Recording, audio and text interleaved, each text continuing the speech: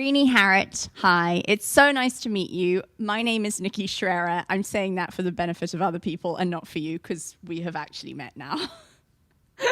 But I'm delighted to be chatting to you this evening. You too. And I'm super excited to hear your music. So the chatter to me is less important, but I think that if listeners get to know you a bit better, it might affect how they receive and hear your music. Absolutely. Yeah. So I would love to know, first up, why the bass? Why do you love it? And actually, what do you hate about it? What do you find really challenging and less pleasant? So I hate how awkward it is to carry. And the worst part is when you're walking down the street and somebody goes, "Don't you wish you picked the flute?" Like, sometimes. But no, I started playing bass in grade 6. I was a piano player before that. I did the Humber Community Program, and I was very involved with that and was doing classical piano. But in grade 6 in the public school, we started band and strings. And I really wanted to play the saxophone because my dad had played the saxophone as a kid, and I really wanted to play the saxophone. So we were given our choices of 1, 2, and 3. And I put number 1, saxophone, number 2, clarinet, because my dad had also played clarinet. But then there was a third one left. And throughout my time in Humber Community when I was a kid, I would walk down the hall and my dad would see the bass player and go, "You're not playing bass." So I put it as a joke. And then I walked into their little meet and greet with them and they looked and they were like, "You're tall enough to play the bass." And I went, "Yes." And they said, "You can already read bass clef, so we wouldn't have to teach you." And I went, "Yes." And then I had to go home and explain to my dad that I was playing the bass now. And he was enthusiastic. He was excited. For Christmas, I got a bass that year. And then I started doing the community program and then went to an arts high school, and now we're here. And it stuck with you. If I ever see you lugging your bass on the TTC, I'll be sure to yell out, "Don't you wish you'd picked the triangle?" Absolutely. I like that one better. I'll take all flautists and I'll raise them a triangle. Do you love it more now at this point in your career? I really struggled at the beginning learning bass. I've always struggled academically with everything. It's just always been difficult for me to learn, and it just takes me a long time to learn. So I spent a really long time struggling and really thinking, is this worth it? Does this make sense? And it was an internal conversation more than anything. But after high school, I was going to go to university, and something happened that weekend. Like, I was at a gig, and it was Ted Warren on drums. I think Kelly Jefferson was playing saxophone, Earl McDonald on piano, and I was in the Jazz FM big band. And we were playing this gig, and something just clicked in that moment, and ever since then, it's kind of felt effortless.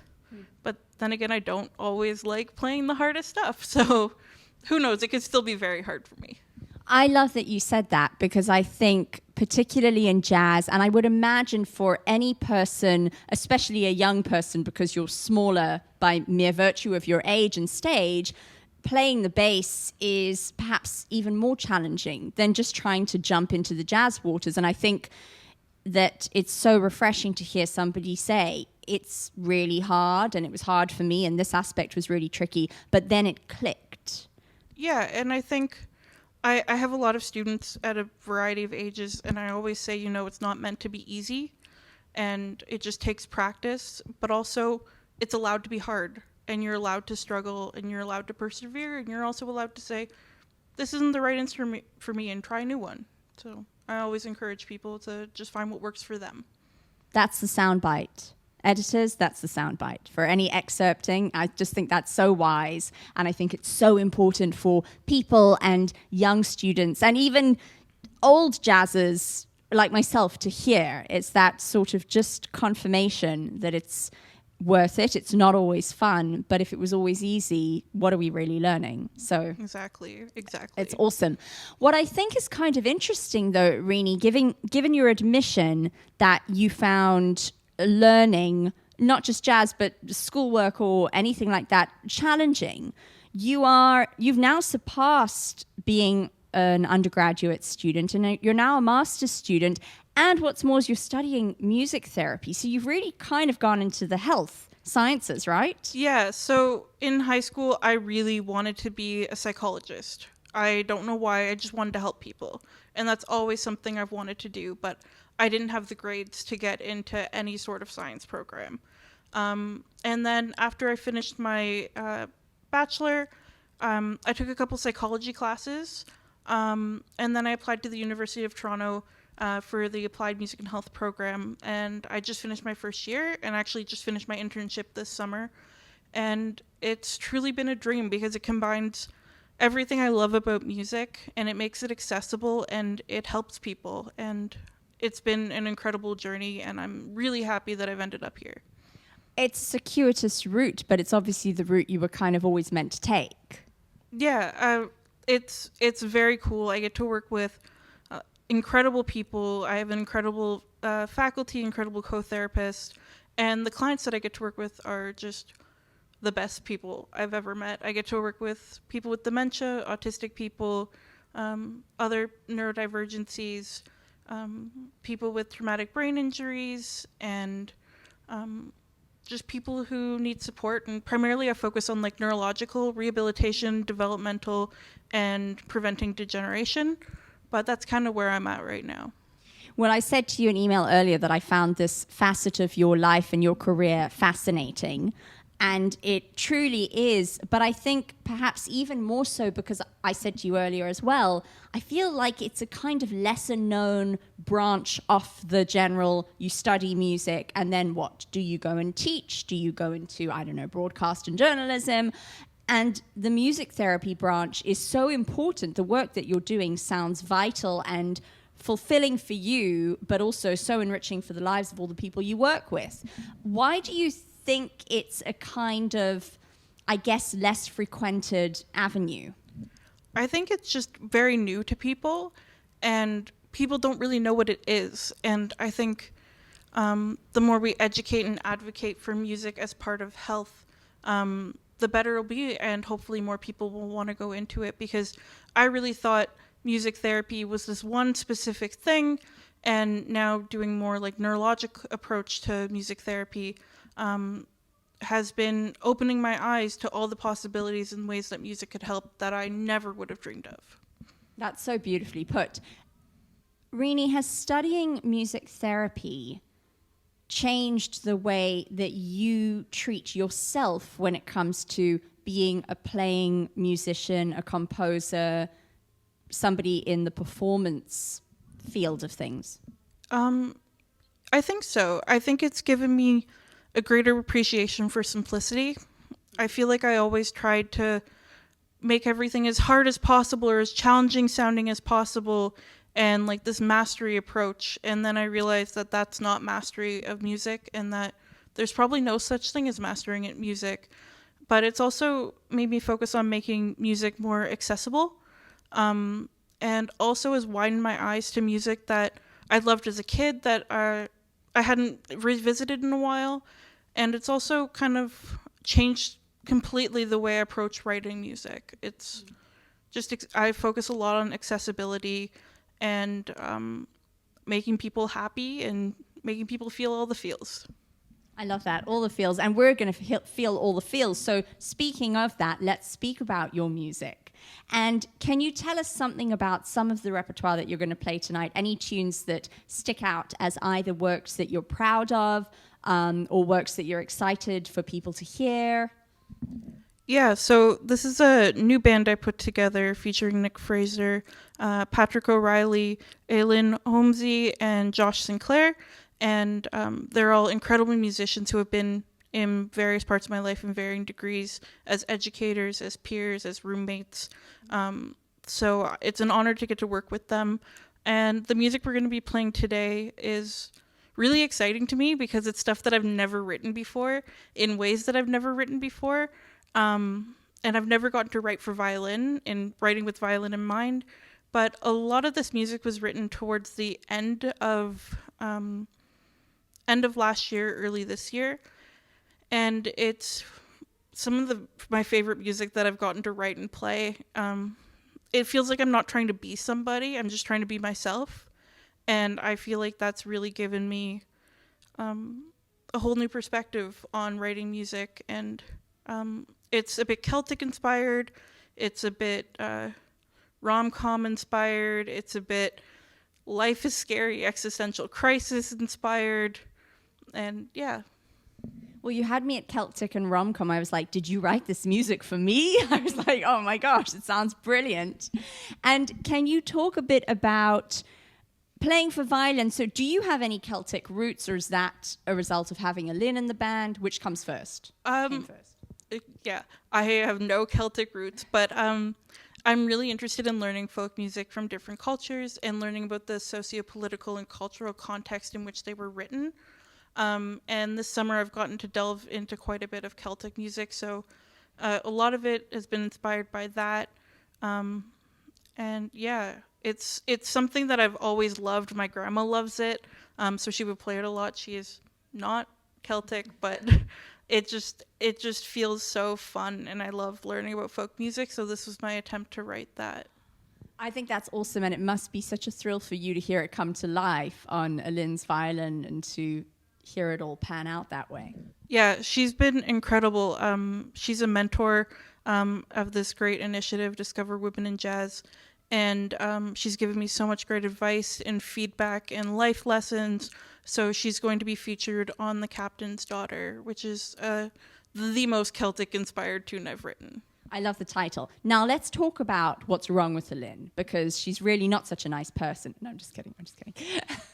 Oh no, what do I not know? Yeah. Renee was like, I thought we weren't going to talk about this in public. No, I'm just kidding. Lynn's in the next room, so we'd wait for her to leave the building.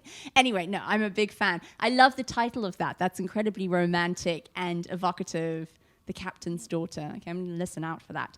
Are there any other tunes that have interesting stories to them or were inspired by something very, I don't know, specific? I mean, they're all kind of inspired by things in my life. The Captain's Daughter is in honor of Nyx from the book The Girl from Everywhere. I also have songs about my plants and all the plants I've killed. I've had a dolphin once.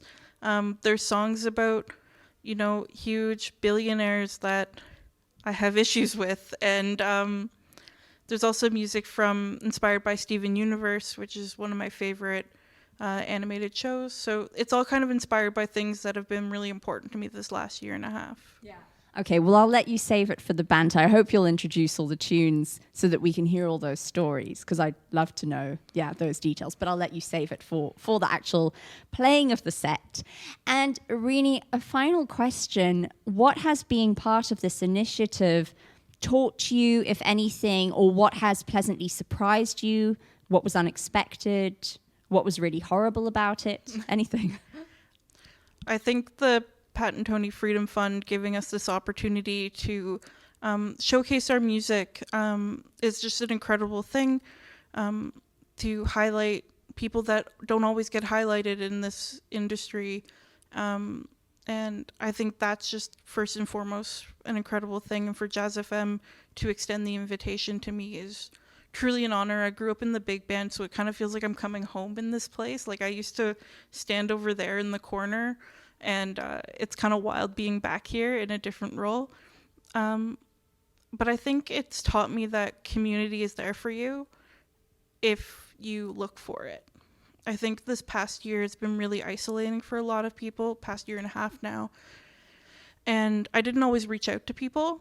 And when I reached out to everyone in the band about doing this, we all had 1.5 hour long phone calls where we just chat and talked, and it was really exciting, and it really made me regret a little bit not reaching out to people as much throughout this weird, unprecedented time. But it also, I think, has inspired me to foster community and really create a space where everyone feels safe, respected, heard, and welcomed and appreciated and can contribute. So I'm really excited that hopefully one day soon we'll be able to get together with big bands and large ensembles and have parties and listening sessions. And I think this initiative has just given me a bit of hope. Well, I couldn't have said it better myself, and I think you're so eloquent, and you communicate so beautifully, and I'm sure musically you communicate as beautifully. Let's so hope. I'm not going to say no pressure. No, I know it to be true. So I'm not going to say anything further because I think that's just a really beautiful, hopeful thought on which to end our conversation. And to be honest, I just want to hear the music, because now that I've had a little introduction to some of the thoughts behind it, I'm like, I want to hear that, I want to hear that, and I want to hear that. So I'm going to let you get on with the show, Reknee. It's been a delight to chat to you. You too. Easy as pie. So thank you. And Thank you. on with the music.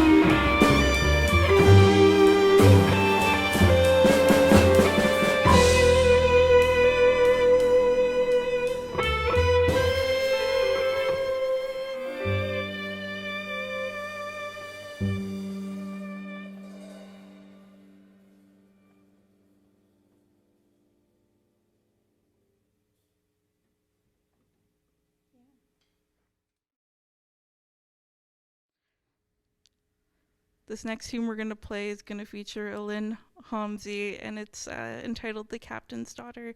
This is another one of mine.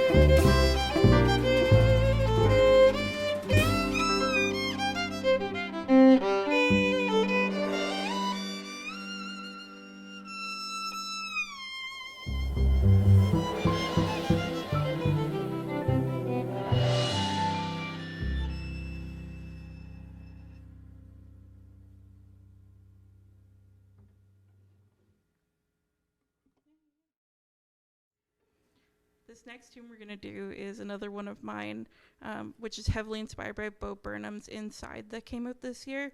One of the songs that they do is Bezos One, which has become on constant loop in my house right now. This is going to feature Nick Fraser, and this is called The Life and Times of Doc Rockefeller.